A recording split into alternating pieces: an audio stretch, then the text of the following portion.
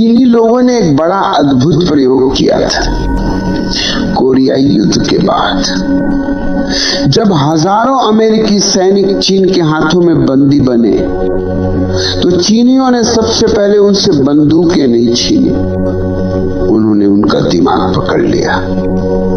उन्होंने कहा देखो ये 1000 लोग हैं, इनमें से कौन सोच सकता है, अब जान देना। वे किसी जेल के प्रहरी नहीं, मन के वैज्ञानिक थे। उन्होंने पाया कि हर समूह, हर समाज, हर झुंड में केवल 5% लोग होते हैं जो अपने दिमाग से सोचते हैं, जो दिशा बदलने की क्षमता रखते हैं, बाकी 95% सिर्फ चलते हैं। उन्होंने इसे नाम दिया 5% लॉ ऑफ नेचर। उन्होंने कहा अगर तुम उन 5% को अलग कर दो तो बाकी 95% को किसी पहरेदार की जरूरत नहीं, वे खुद ही लाइन में लग जाते हैं। अब जरा सोचो, ये बात चीनियों ने विज्ञान से खोजी थी, पर यही बात मैं बरसों से कहता हूं, ध्यान से, प्रेम से, करुणा से, कि भीड़ सोचती नहीं, भीड़ केवल चलती है। और यही 5% सारी रोशनी भी वही लाते हैं और सारा अंधेरा भी वही फैलाते हैं। अगर ये 5% जागृत चेतना वाले हो तो पूरी पृथ्वी स्वर्ग बन सकती है, और अगर ये 5% अंधे, सत्ता प्यासे, हिंसक हो तो यही धरती नरक बन जाती है। इतिहास गवाही देता है, कभी एक बुद्ध, एक ईसा, एक महावीर उठ खड़ा होता है तो पूरी भीड़ थोड़ी थोड़ी बदलने लगती है, और जब कोई हिटलर, कोई स्टालिन, कोई पोल पोट उठता है तो वही भीड़ उसे पूजने लगती है, उसके पीछे मार्च करती है और उसे ईश्वर बना देती है। भीड़ का मन बालक जैसा है, जिसे जो कहानी सुनाओ वो उस पर विश्वास कर लेता है। भीड़ को सोचना नहीं आता, भीड़ को डरना आता है, और जो डर को छू लेता है वो भीड़ का मालिक बन जाता है। अब सोचो, ये 5% कौन है? क्या वे जन्म से अलग हैं? नहीं, वे वही हैं जो सवाल करते हैं, वे वही हैं जो क्यों पूछने का साहस रखते हैं, वे वही हैं जो कहते हैं मैं देखूंगा, मैं मानूंगा नहीं। बाकी 95% तो सदियों से वही कर रहे हैं जो उन्हें सिखाया गया। कोई धर्म बदल लेता है, कोई झंडा, कोई भाषा, पर भीड़ वही रहती है, क्योंकि भीड़ का स्वभाव बदलता नहीं। वो सुरक्षित रहना चाहती है, वो आजादी से डरती है। अगर भीड़ को कोई कहे कि चलो तुम सोचो, तो भीड़ कहेगी नहीं, आप सोचिए, हम तालियां बजा देंगे। भीड़ हमेशा नायक ढूंढती है, और वही 5% लोग या तो गुरु बन जाते हैं या शासक। फर्क बस इतना है, एक भीतर की आंख खोल देता है, दूसरा बाहर की दुनिया बंद कर देता। अब तुम सोचो, क्यों हर क्रांति के बाद फिर वही दास्तां लौट आती है?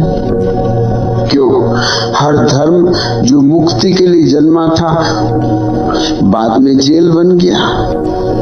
क्योंकि वही 5% लोग जिन्होंने स्वतंत्रता दी थी, उनके बाद वही जगह दूसरे 5% चालकों ने भर दी, और बाकी 95% ने दोनों को ईश्वर बना लिया। पहले वाले को पूजा, दूसरे वाले को झेला। यह नियम केवल समाज का नहीं, अस्तित्व का नियम है।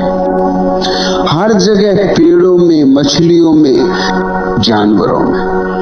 यहाँ तक कि शरीर की कोशिकाओं में भी केवल 5% हिस्से लड़ने, जागने, पार जाने की क्षमता रखते हैं। बाकी चलते हैं, रुकते हैं, गिरते हैं, फिर भी जीते हैं। तुम्हारे भीतर भी वही नियम लागू है। तुम्हारे विचारों में भी केवल 5% जीवित है, बाकी उधार है। तुम्हारी भावनाओं में भी 5% असली है, बाकी नकल है। तुम्हारी चेतना में भी 5% जागृत है, बाकी सोई हुई।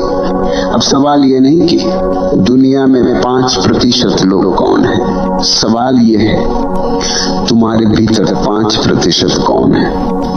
क्या तुम उनमें से एक हो, या तुम उन 95 में हो जो बस तालियां बजा रहे हैं, जो सोचते हैं कि सोच रहे हैं। यह प्रवचन में इसलिए नहीं कह रहा कि तुम उन 5 में आ जाओ, बल्कि इसलिए कि तुम जागो, क्योंकि जैसे ही तुम आंखें खोलते हो तुम 5% में आ जाते हो। ये कोई विशेषाधिकार नहीं, ये जागरण है। चीनी प्रयोग यही खत्म नहीं हुआ था।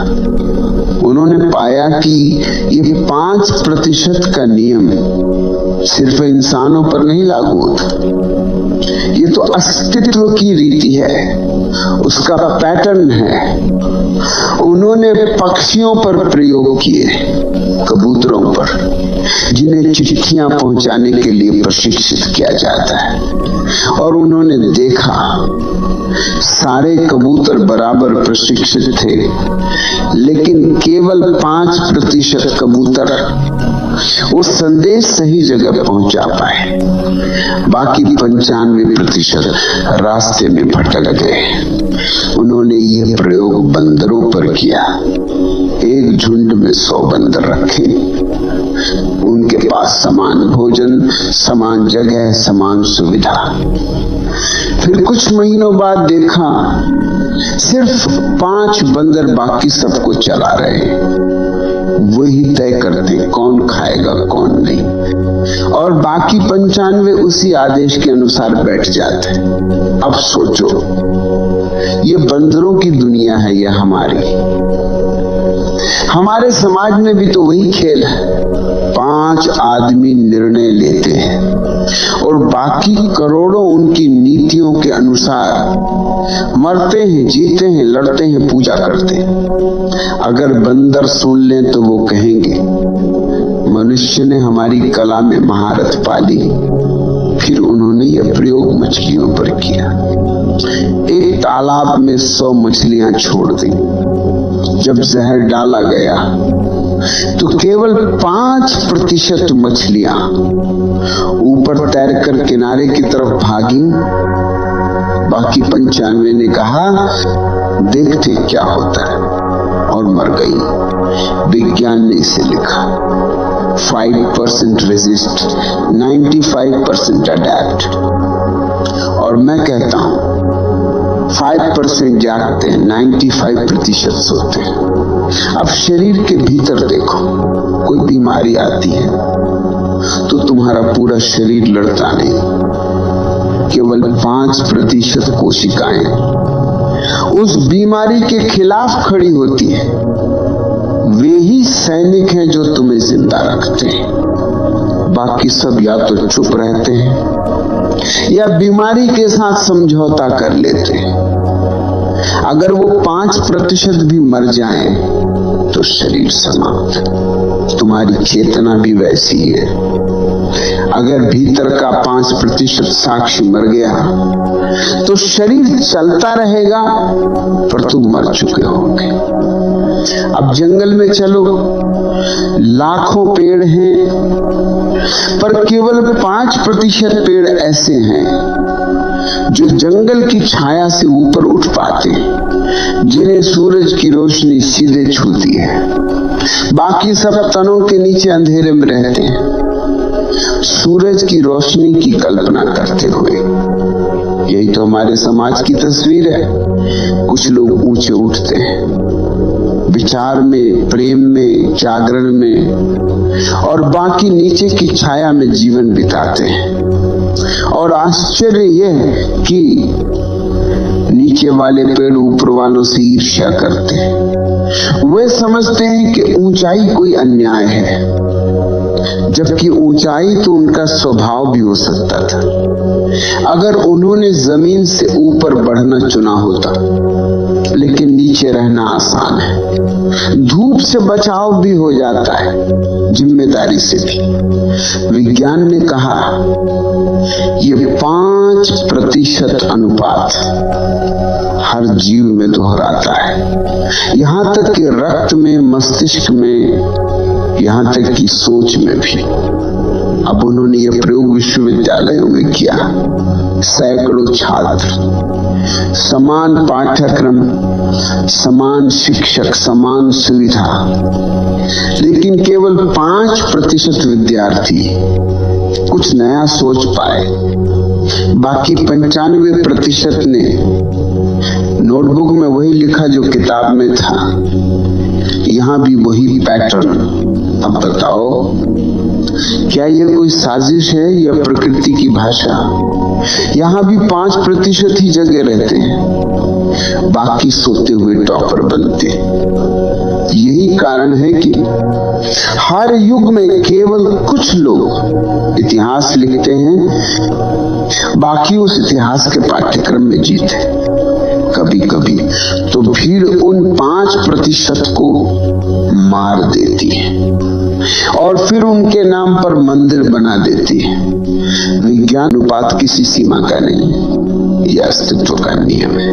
मैं कहता हूं ये केवल जीव विज्ञान नहीं, ये चेतना का बीज है। जो 5% जीवन को पूरा देख लेते हैं, वे ही शेष सबके लिए जीवन की राह खोलते हैं। बाकी 95 उस राह पर चलते हैं, बिना ये समझे कि रास्ता कहाँ है। और हाँ, ये केवल बाहर नहीं, भीतर भी यही नियम लागू है। तुम्हारे भीतर भी केवल 5% ऊर्जा ऊंचाई की तरफ जा रही है, बाकी सब आदतों में घूम रही है। तुम्हारे भीतर भी केवल 5% कोशिकाएं जीवन की दिशा में है, बाकी सब मृत्यु की तैयारी में है। जो 5% भीतर जागे रहते हैं, उन्हीं के कारण तुम सांस ले रहे हो, सोच रहे हो, प्रेम कर रहे हो। और अगर एक दिन वो 5% बुझ गए तो तुम चलते फिरते शव हो जाओगे। इसीलिए याद रखो, संसार को नहीं बदलना है, अपने भीतर के 95% अंधे हिस्से को देखना है। जैसे तुम उन्हें देखोगे, 5% जीवंत हो जाएगा और वही एक दिन तुम्हारी समग्रता बन जाएगा। अब ये बात केवल प्रयोगशाला तक सीमित नहीं रही, ये हर समाज की हड्डियों में छिपी है। हर सभ्यता, हर धर्म, हर व्यवस्था में सिर्फ 5% लोग सोचते हैं, बाकी 95% मानते। ये 5% ही हैं जो या तो दुनिया को बदल देते हैं या उसे जला देते हैं। इतिहास गवाह है, कभी वही 5% गौतम बुद्ध बन जाते हैं, कभी हिटलर।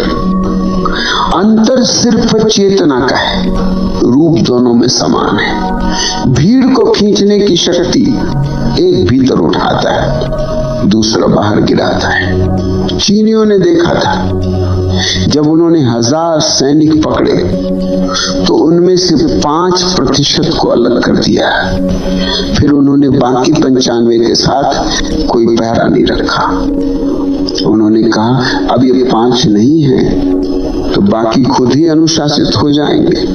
और हुआ वही, 95 सैनिक खुद ही लाइन में लग गए, क्योंकि अब दिशा देने वाला कोई नहीं था। अब सोचो, अगर तुम समाज से इन 5% जागे हुए लोगों को हटा दो तो बाकी मनुष्य क्या करेगा? वो सोएगा, वो आदेश मानेगा, वो नारे लगाएगा। हर धर्म में यही हुआ। हर धर्म की शुरुआत 5% जागे हुए व्यक्ति से हुई। बुद्ध, महावीर, ईसा, मोहम्मद, और फिर उनके पीछे भीड़ लगी। पर जैसे ही वो व्यक्ति चला गया, वही 5% चालाक लोग सत्ता के पायदान पर चढ़ गए।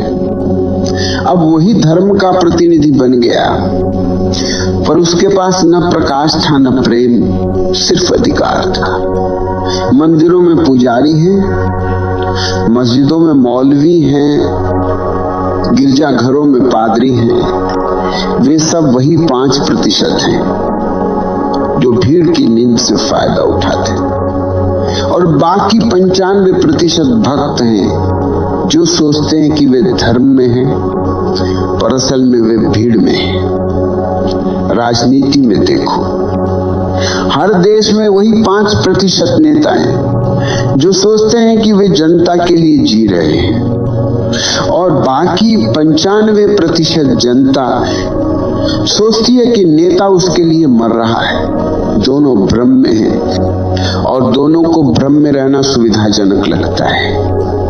राजनीतिक अपराधी और धार्मिक पाखंडी एक ही सिक्के के दो पहलू हैं। जब उनके पास ताकत नहीं होती, वे विद्रोही कहलाते, और जब ताकत उनके पास होती है, वे शासक बन जाते हैं। सत्ता के बाहर रहते हैं तो क्रांति बोलते हैं, और सत्ता में आते ही अनुशासन की भाषा बोलने लगते हैं। जब तक कोई हारा हुआ होता है, वो तुम्हें न्याय सिखाता है, और जैसे ही जीत जाता है, वो वही अन्याय करने लगता है जिससे वो लड़ रहा था। ये 5% हर जगह है। जेल में भी देखो, हर 100 अपराधियों में 5 ऐसे होंगे जो जेल का संचालन कर रहे हैं, बाकी 95 वही करते हैं जो उनसे कहा जाता।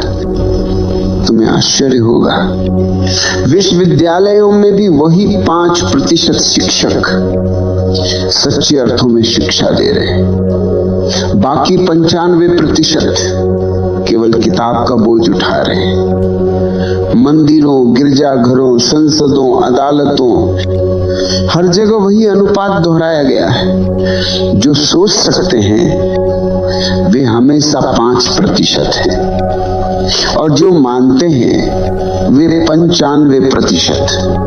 अगर किसी समाज में वो 5% जागृत है तो वो समाज जीवित है, और अगर वो 5% या तो डर गया या बिक गया या चुप हो गया, तो वो समाज मर चुका है, भले ही उसके शरीर पर अब भी सांस चल रही हो। याद रखना, इतिहास किसी भीड़ ने नहीं बनाया। इतिहास हमेशा किसी एक आदमी ने लिखा है जो अकेला था पर जागा हुआ था। भीड़ कभी क्रांतिकारी नहीं होती। भीड़ केवल अवसरवादी होती है। उसे केवल झंडे चाहिए, विचार नहीं। जो भीड़ सोचती है वो भीड़ नहीं रहती, वो व्यक्ति बन जाती है। और यही 5% वे हैं जिन्होंने सोचा, बाकी सबने सिर्फ सुना। अगर तुम भीड़ के साथ हो तो तुम सुरक्षित हो, पर तुम मृत हो। अगर तुम 5% में हो तो तुम अकेले हो, पर जीवित हो। और यही मैं चाहता हूं कि तुम जीवित हो जाओ, क्योंकि जब तक तुम सोचते नहीं, तब तक कोई और तुम्हारे लिए सोचता रहेगा। तुम्हारी स्वतंत्रता वही दिन से शुरू होती है जिस दिन तुम सवाल पूछने लगते हो। अब बात आती है कि लोग अलग अलग क्यों हैं? क्यों कोई गरीब है, कोई अमीर, कोई कंजूस, कोई उदार? क्या ये सब ऊपर वाला तय करता है? अगर हर कर्म का फल तत्काल मिलता है तो ये विषमता क्यों? क्यों कोई सोने की चम्मच लेकर जन्मता है और कोई मिट्टी की? लोग समझते हैं ये ईश्वर की कृपा या शाप है, पर मैं कहता हूं ये सब तुम्हारे संस्कारों का ब्याज है जो तुमने कमाया नहीं, वो भी तुमने अर्जित किया। क्योंकि जो किया उसका असर रह गया है। अब सुनो, मैंने एक कहानी सुनी थी जो सैकड़ों साल पुरानी है। एक राजा था और उसका एक सेवक हमेशा प्रसन्न रहता था। सुबह गीत गाता, रात को सो जाता। राजा सोच में पड़ गया, इस आदमी के पास कुछ नहीं, फिर भी ये खुश कैसे है? उसने अपने मंत्री से पूछा। मंत्री मुस्कुराया और बोला, महाराज, इसे दुखी बनाना है तो बस 99 सिक्के इसके दरवाजे पर रख दीजिए। राजा ने वैसा ही किया। सुबह नौकर उठा, देखा चमकते हुए सोने के 99 सिक्के। वो कूदा, नाचा, बोला, वाह, अब मैं अमीर हो गया। फिर गिनने लगा, 1 2 3 99, रुक गया। उसने कहा, 1 सिक्का कम है। अब उसका गीत खत्म, उसका मन जलने लगा। वो सोचने लगा 100 पूरा करना है। वो अधिक काम करने लगा, कम सोने लगा। राजा ने देखा वो वही आदमी था, पर चेहरा बदल गया था। अब वो थका हुआ, असंतुष्ट, लालची था। राजा ने कहा, यह 99 का जाल। मनुष्य कभी 100 पर नहीं रुकता, हमेशा एक कम रहता है। और ये केवल धन का नहीं, हर चीज का 99 चलता है। प्रेम, सफलता, सम्मान, हर जगह थोड़ा और की आग। यही गरीबी है। गरीबी जेब में नहीं, आदत में है। कंजूस को महल में रख दो, वो फिर भी भूखा रहेगा, क्योंकि वो बचाने की आदत लेकर पैदा हुआ है। भिखारी को सड़क से उठाकर राज सिंहासन पर बैठा दो तो भी वो डरता रहेगा कि कहीं कोई उसे गिरा न दे, क्योंकि उसने डर में जीना सीखा है। अमीरी और गरीबी धन की नहीं, चेतना की स्थिति है। जिसके भीतर दरिद्रता है वो लाखों पाकर भी थोड़ा और कहेगा, और जिसके भीतर समृद्धि है वो खाली कटोरा लेकर भी आकाश को धन्यवाद देगा। संस्कार सिर्फ कर्मों की लकीर नहीं, वो आदत की मिट्टी है। तुम जो रोज करते हो वो धीरे धीरे तुम्हारे व्यक्तित्व का आकार ले लेता है। तुम बार बार क्रोध करते हो तो क्रोध आदत बन जाता है। तुम बार बार शिकायत करते हो तो शिकायत तुम्हारी दृष्टि बन जाती है। तुम बार बार डरते हो तो डर तुम्हारा धर्म बन जाता है। और एक दिन तुम सोचते हो, मैं ऐसा क्यों? पर तब तक तुम अपने ही बनाए घेरे में फंस चुके होते हो। गरीब और अमीर का फर्क केवल साधनों का नहीं, संस्कारों का फर्क है। किसी गरीब को पैसा दे दो, वो पहले दिन दान देगा, दूसरे दिन डर जाएगा, तीसरे दिन उसे खो देगा, क्योंकि वो संपत्ति से ज्यादा कमी की आदत लेकर पैदा हुआ है। और जो अमीर है वो सब खो दे फिर भी कुछ बना लेगा, क्योंकि उसे बनाने की आदत है। उसे विश्वास है कि वो कर सकता है। ये कोई चमत्कार नहीं, ये उसके भीतर का संस्कार है। यही कारण है कि समाजवादी या पूंजीवादी बदलाव कभी स्थायी नहीं होते, क्योंकि तुम व्यवस्था बदल सकते हो पर आदमी की आदत नहीं। जो डर के साथ पैदा हुआ वो स्वतंत्रता को भी भय में बदल देगा, और जो प्रेम के साथ पैदा हुआ वो जेल में भी ध्यान में रहेगा। ये वही 5% लोग हैं जो अपने संस्कारों से ऊपर उठ सकते हैं। बाकी 95% तो संस्कारों के ही बंधन है। वे सोचते हैं कि वे बदल रहे हैं, पर वे केवल रूप बदलते हैं, मूल नहीं। एक कंजूस व्यक्ति ने मंदिर में दान दिया। मैंने पूछा, क्यों दिया? वो बोला, भगवान खुश होंगे। मैंने कहा, तो फिर बचत कहाँ रही? वो मुस्कुराया, वही तो अगले जन्म के लिए। देखो संस्कार गहरा है, दान भी बचत बन गया। यही मनुष्य की मनोविज्ञान की चाल है और यही कारण है कि कर्म का फल तत्काल मिलने पर भी संस्कार बना रहता है, क्योंकि तुमने फल देखा पर कर्म करने वाले को नहीं देखा। वो सूखी रेखा रह गई और वही तुम्हें दोहराने पर मजबूर करती है। जो देखता है वो संस्कार से मुक्त होता है, जो नहीं देखता वो अगले जन्म में भी वही गलती दोहराता है। यहाँ जन्म का अर्थ समय नहीं, स्थिति है। हर बार वही मौका लौट आता है। अब सवाल ये नहीं कि कितने सिक्के हैं, सवाल ये है कि क्या तुम्हें अभी एक सिक्का कम लग रहा है? अगर हाँ तो तुम भी भीड़ में हो, अगर नहीं तो तुम उस 5% में हो जो मुस्कुराते हुए कहते हैं जो है वही पूर्ण है। अब थोड़ी गहराई में चले।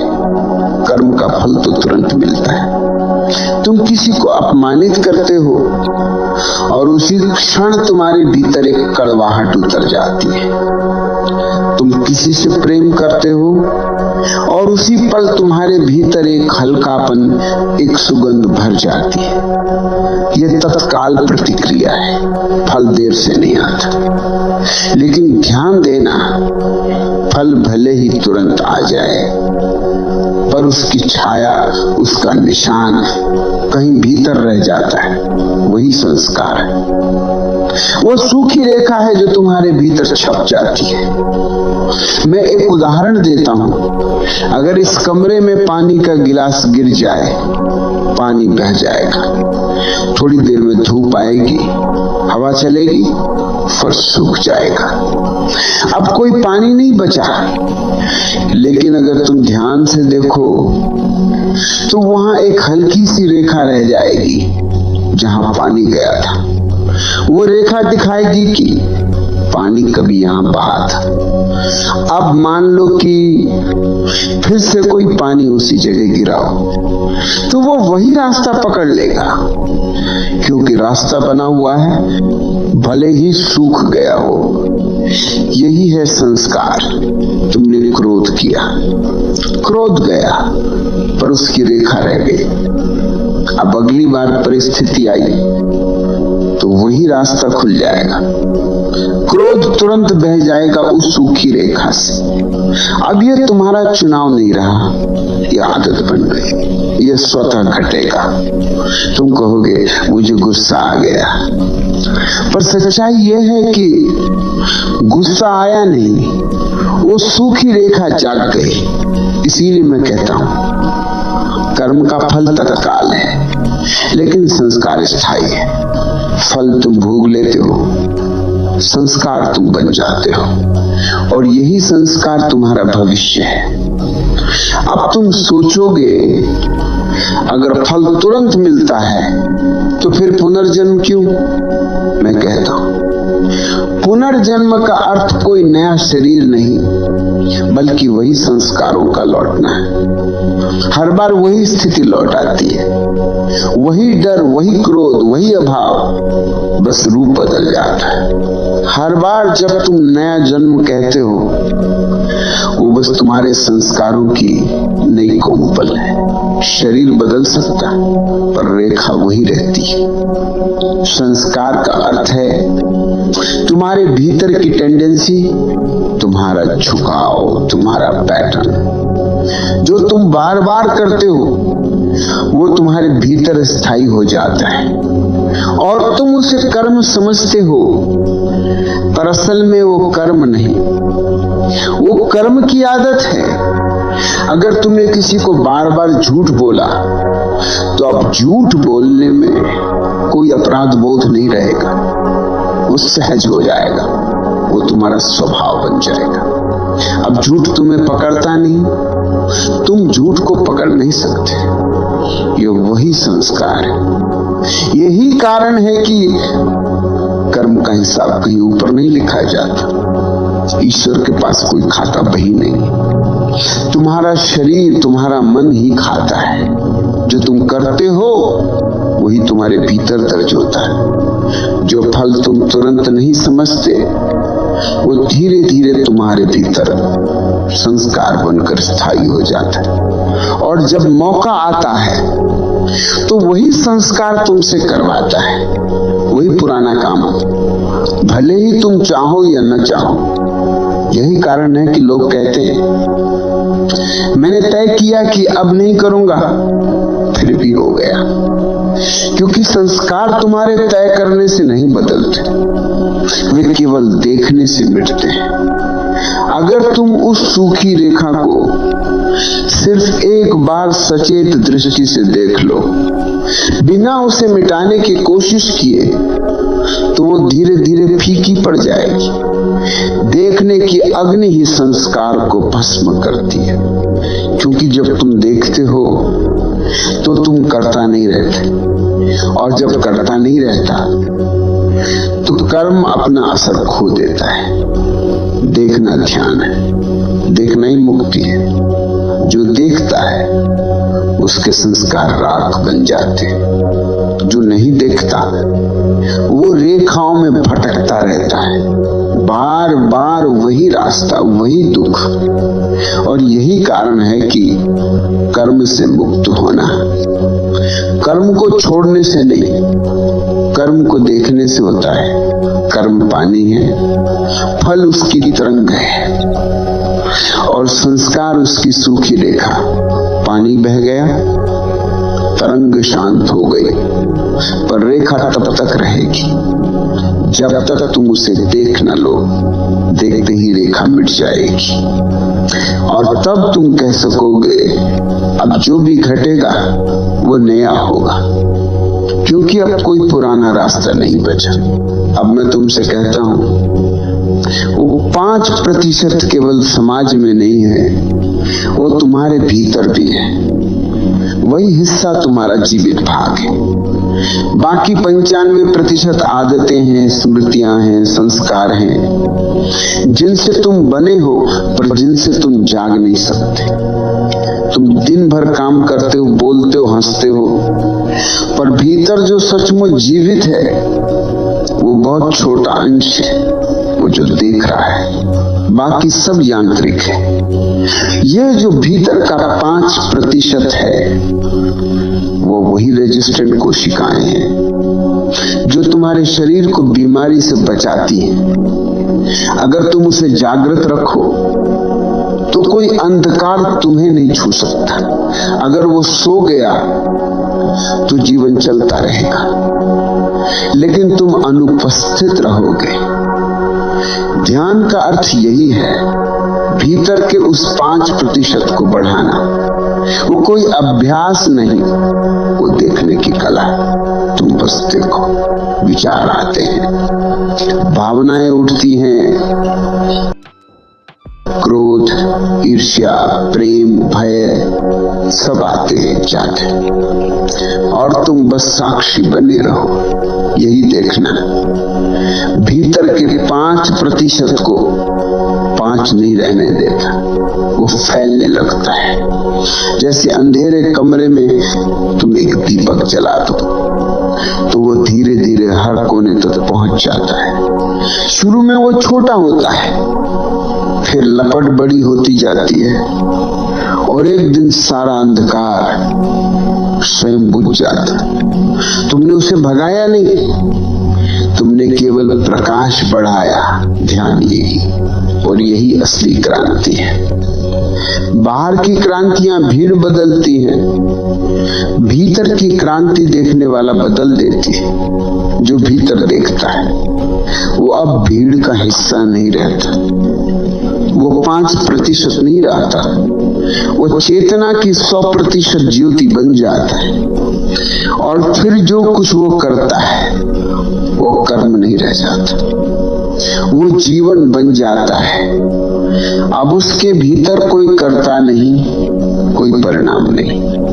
अब क्रिया चलती है, पर उससे कोई छाया नहीं बनती।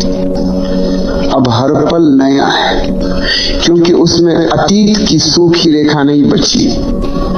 भीतर की यह यात्रा कठिन नहीं, बस तुम उसे कठिन मानते हो, क्योंकि तुम आदतों से प्रेम करते हो। तुम्हारी नींद तुम्हें प्यारी है, वह तुम्हें सुरक्षा देती है, पर याद रखो नींद में सुरक्षा नहीं, केवल मृत्यु है। जो 5% जाग गया वो मृत्यु के पार चला गया। अब उसे खोने का भय नहीं, क्योंकि वो जान गया जो खो सकता है वो मैं नहीं हूं। इसलिए जब बुद्ध ने कहा मैं जाग गया, तो उसका अर्थ यह नहीं था कि उसने कोई ज्ञान पाया, बल्कि यह कि अब उसके भीतर 5% भीड़ नहीं रही। अब केवल साक्षी बचा है। अब तुम्हें कुछ करने की जरूरत नहीं है, सिर्फ देखते रहो। हर बार जब तुम देखोगे भीतर का प्रकाश बढ़ेगा। हर बार जब तुम भूलोगे अंधेरा लौटेगा। लेकिन अब फर्क ये है कि तुम्हें पता है अंधेरा सच नहीं, प्रकाश की अनुपस्थिति है। धीरे धीरे यह समझ तुम्हारे जीवन को बदल देगी। अब तुम किसी को दोष नहीं दोगे, क्योंकि तुम देखोगे कि हर आदमी अपने 5% की लड़ाई में, किसी का दीपक बुझ गया है, किसी का अभी टिमटिमा रहा है।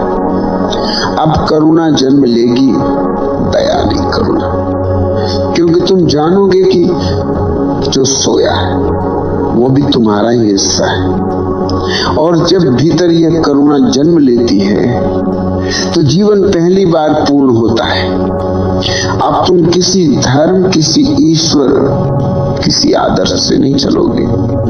अब तुम उस भीतर के साक्षी से चलोगे जो हमेशा शांत, सदैव उपस्थित है। अब कर्म फल नहीं बनते, कर्म बस घटते हैं। और जो घटता है वो तुम्हें बदलता नहीं, वो तुम्हारे माध्यम से बहता है। यही है भीतर की क्रांति। ये कोई विस्फोट नहीं, ये धीरे धीरे जलती हुई लौ है। पहले 5%, फिर 50, फिर पूरा अस्तित्व। जब ये प्रकाश 100% हो जाता है, तब तुम वही हो जाते हो जिसे संत, साधु, बुद्ध, परमात्मा कहते आए। फिर तुम्हारे भीतर न कर्ता बचता है न भोगता। अब केवल मौन है, जीवित मौन, स्पंदित मौन, जिसमें सब कुछ है पर कोई मैं नहीं। जो भीतर के 5% को जगाता है वो पूरी मानवता को जगाता है। क्योंकि जब एक दीपक जलता है तो रात का अंधेरा थोड़ा घट जाता है।